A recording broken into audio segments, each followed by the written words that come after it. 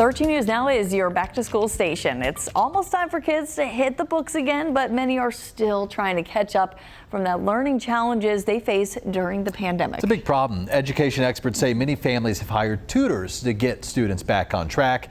Nicole Livas talked to one about the benefits and shares some extra resources.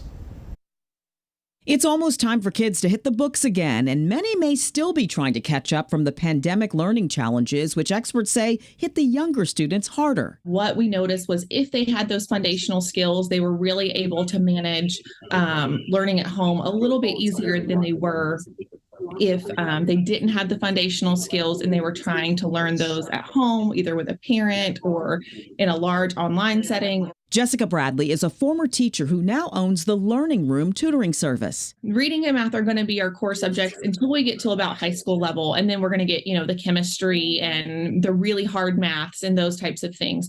Dr. Shannon Chappell-Moots is a research associate professor at ODU's Center for Educational Partnerships. She has studied trends in student achievement data in Virginia from before the pandemic through the 2022 school year. They did make some progress, but there still are some gaps. There's about a 5% drop still in students who were not scoring proficient from that 2019 data. Experts say students are getting back on track now, and many families have hired a tutor to help with that. Chesapeake Public Schools partners with the library for free online sessions. They get a live person that comes back, they meet up with them, and then they walk them through whatever it is that they need help with. It can be homework help, it can be a specific skill. Kim McGrath, Director of Academic Support for Chesapeake Schools, says tutoring is actually embedded into the school day. We have, in our middle school, we call it Core Plus.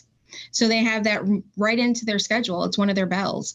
And at elementary school, they have a power-up bell. Every child is on a different learning journey, but the growth can be significant with 2 sessions a week of tutoring. So 2 hours a week, we're getting about 1.5 years of academic growth in 6 months. And that's an average. So if you're considering a tutoring service, here are some questions you should ask. First, does the program work with your budget? And what is the rate of success for the program? How quickly does the program achieve that success? And how are the tutors screened and vetted? There are resources out there to help pay for services. Your health insurance may also cover some related costs. Insurance does cover some things. They will not cover tutoring per se, but they will cover things like speech or other occupational therapies and those things. And you might not just have to pay a copay. So it's worth asking. Educational experts say tutoring can be beneficial for everyone from all different backgrounds. I really encourage people, if you feel like your child was struggling last year, please don't wait till the beginning of the year. Let's be proactive,